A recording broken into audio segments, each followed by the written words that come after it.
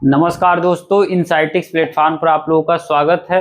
तो दोस्तों आज हम लोग जो है एक मोस्ट इंपॉर्टेंट टॉपिक पढ़ने जा रहे हैं, वह है 1833 का चार्टर एक्ट। मतलब मैक्सिमम लोगों को 90% लोगों को ये सारी चीजें नहीं पता होगी दरअसल कि उसके असली प्रावधान क्या है, या पता भी होंगे तो एक आध दो पॉइंट पता होंगे। मैक्सिमम चीजें 1833 के चार्टर एक्ट के बारे में पता नहीं होंगे। दरअसल 1833 के चार्टर एक्ट में प्रावधान क्या है। तो दोस्तों आज हम लोग 5 मिनट के अंदर 2 बार आप लोगों को क्विक रिवीजन करवा दूंगा, एकदम याद करवा दूंगा, दिमाग में सेट करवा दूंगा कि दरअसल 1833 के चार्टर एक्ट में प्रावधान क्या है। तो आइए दोस्तों बिना टाइम वेस्ट के हम लोग अपने टॉपिक पर स्टार्ट करते हैं। देखिए दोस्तों, यहाँ पर लिखा है 1833 का चार्टर एक्ट। क्लियर, मैं 8 प्रावधान लिखा हूँ।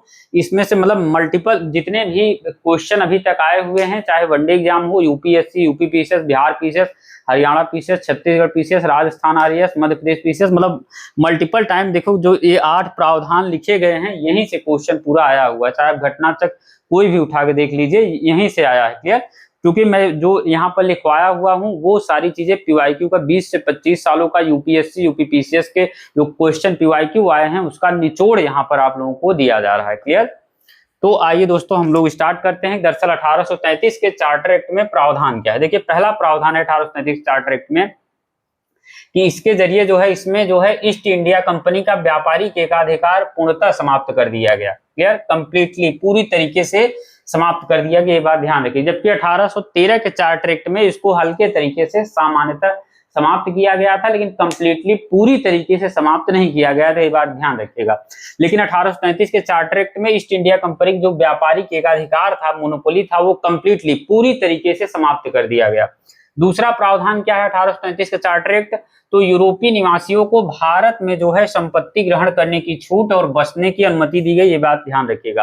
1833 के चार्टर एक्ट में क्या प्रावधान किया गया, यूरोपीय निवासियों को भारत में संपत्ति ग्रहण करने की छूट और बसने की अनुमति दी गई। अब देखिए तीसरा प्रावधान क्या है 1833 के चार्टर एक्ट में, तो इसमें जो है ये मोस्ट इंपॉर्टेंट है क्योंकि मैक्सिमम टाइम यही पर पूछा हुआ है। मोस्ट इंपॉर्टेंट है ये लाइन कि इसमें बंगाल के गवर्नर जनरल को जो है भारत का गवर्नर जनरल बना दिया। क्लियर, मल्टीपल टाइम एग्जामों में पूछा हुआ है, आप वीआईक्यू उठाएंगे उसमें आपको क्वेश्चन मिलेगा कि किस एक्ट के जरिए जो है बंगाल के गवर्नर जनरल को भारत का गवर्नर जनरल बना दिया गया। तो वह एक्ट कौन सा है, तो वह एक्ट है 1833 का चार्टर एक्ट। ये बात ध्यान रखिएगा, मल्टीपल टाइम एग्जामों में पूछा गया है। अब देखिए इसे जो चूंकि मैंने आप लोगों को बताया, इसके इस एक्ट के जरिए बंगाल के गवर्नर जनरल को भारत का गवर्नर जनरल बना दिया गया और इसे जो है सभी नागरिक और सैन्य शक्तियां दी गई। यह भी बात, जितने भी सिविलियन पावर थे, जितने भी मिलिट्री पावर थे, सारी शक्तियां मतलब भारत के गवर्नर जनरल को सौंप दी गई। चौथा प्रावधान है, अब बात ये आती है भारत के प्रथम गवर्नर जनरल कौन बने, तो मैं यहाँ पर लिख दिया हूं कि लॉर्ड विलियम बेंटिक जो है भारत के प्रथम गवर्नर जनरल बने। यह भी बात आप लोग ध्यान रखिए, कोई चीज जो प्रथम होता है या अंतिम होता है तो वो एग्जाम के पॉइंट ऑफ व्यू से मोस्ट इंपॉर्टेंट हो जाता है, तो ये बात ध्यान रखिएगा। लॉर्ड विलियम बेंटिक भारत के प्रथम गवर्नर जनरल बने। पांचवा प्रावधान है 1835 के चार्टर एक्ट में कि इसमें मतलब जो है विधि आयोग का गठन किया गया, बात ध्यान रखिएगा।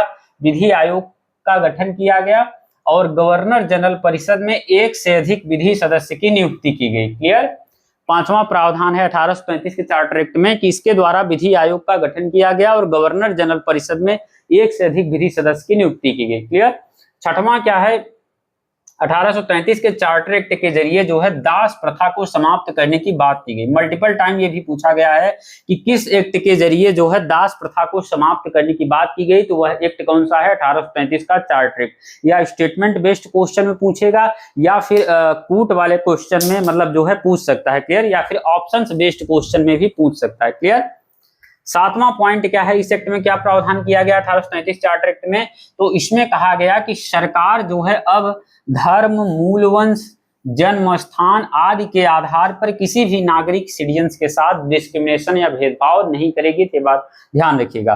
1833 के चार्टर एक्ट में क्या प्रावधान किया गया, इसमें कहा गया कि सरकार यानी जो गवर्नमेंट है ब्रिटिश गवर्नमेंट, वह धर्म, मूलवंश, जन्म स्थान आदि के आधार पर अब अन्य किसी भी नागरिक के साथ कोई भेदभाव, डिस्क्रिमिनेशन वगैरह नहीं करेगी। आठवां प्रावधान क्या है 1833 के चार्टर एक्ट में, तो इसमें जो है कंपनी का चीन के साथ चाय का व्यापार और चीन के साथ व्यापार का एकाधिकार कंप्लीटली, जो मोनोपोली था वो कंप्लीट तरीके से समाप्त कर दिया गया। जो मैं पॉइंट नंबर 1 लिखा हूं कि ईस्ट इंडिया कंपनी के जो व्यापारिक एकाधिकार कंप्लीट तरीके से समाप्त किया गया, इस पॉइंट को मैं और ज्यादा एक्सप्लेन कर दिया हूं ये इस 8वें नंबर पॉइंट में, कि इसमें कंपनी का चीन के साथ चाय का व्यापार, चीन के साथ व्यापार के एकाधिकार कंप्लीट तरीके से जो मोनोपोली था उसको समाप्त कर दिया गया, खत्म कर दिया। तो आइए दोस्तों एक बार हम लोग जल्दी से क्विक रिवीजन और कर लेते हैं। देखिए 1835 के चार्टर एक्ट में क्या प्रावधान है, तो पहला प्रावधान है कि इसमें जो है ईस्ट इंडिया कंपनी का व्यापारिक एकाधिकार कंप्लीट मतलब पूर्णतः समाप्त कर दिया गया। दूसरा प्रावधान है यूरोपीय निवासियों को भारत में संपत्ति ग्रहण करने की छूट और बसने की अनुमति दी गई। तीसरा प्रावधान है कि इसमें बंगाल के गवर्नर जनरल को भारत का गवर्नर जनरल बना दिया गया और उसकी सहायता के मतलब और उसे सभी नागरिक और सैन्य शक्तियां दी। याद रखिए कि मल्टीपल टाइम पूछा गया है कि किस एक्ट के जरिए बंगाल के गवर्नर जनरल को भारत का गवर्नर जनरल बना दिया गया, तो 1833 का चार्टर एक्ट था और उसे सभी नागरिक सैन्य शक्तियां सौंप दी गई। लॉर्ड विलियम बेंटिक जो है भारत के प्रथम गवर्नर जनरल बने, यह भी बात आप लोग ध्यान रखिएगा। लॉर्ड विलियम, क्या नाम था, लॉर्ड विलियम बेंटिक जो है भारत के प्रथम गवर्नर जनरल बने, यह भी बात ध्यान रखिएगा।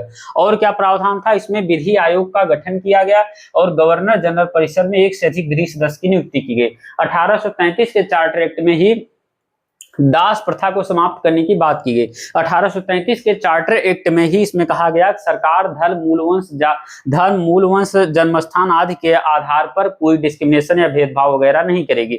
1833 के चार्टर एक्ट में आप लोग देखेंगे कि कंपनी का, इसके जरिए जो है कंपनी का चीन के साथ चाय का व्यापार और चीन के साथ व्यापार का एकाधिकार जो मोनोपोली वगैरह था कंप्लीट तरीके से पूरी तरीके से समाप्त किया गया। ये समझिए जो मैंने 8 पॉइंट आपको लिखवाया 1833 चार्टर एक्ट, ये समझिए निचोड़ है, क्योंकि मैं हिस्ट्री में जो लिखा हुआ है स्पेक्ट्रम से, उसके बाद इंडियन पॉलिटी से, उसके बाद मैंने गूगल से, चैट जीपीटी से, उसके बाद पीवाईक्यू वगैरह मतलब 20 से 25 सालों का यूपीएससी पीवाईक्यू, पीसीएस के पीवाईक्यू को रिसर्च करने के बाद ये पॉइंट बनाया हुआ हूं, तो मोस्ट इंपॉर्टेंट है। क्लियर, यहीं से आप लोग देखेंगे मैक्सिमम 99.99 क्वेश्चन जो है यही इतने 8 पॉइंट में फंस जाएंगे अगर इससे क्वेश्चन आया तो। क्लियर, तो ठीक है दोस्तों, क्लास को यहीं पर एंड करते हैं, मिलते हैं नेक्स्ट वीडियो में, तब तक के लिए धन्यवाद।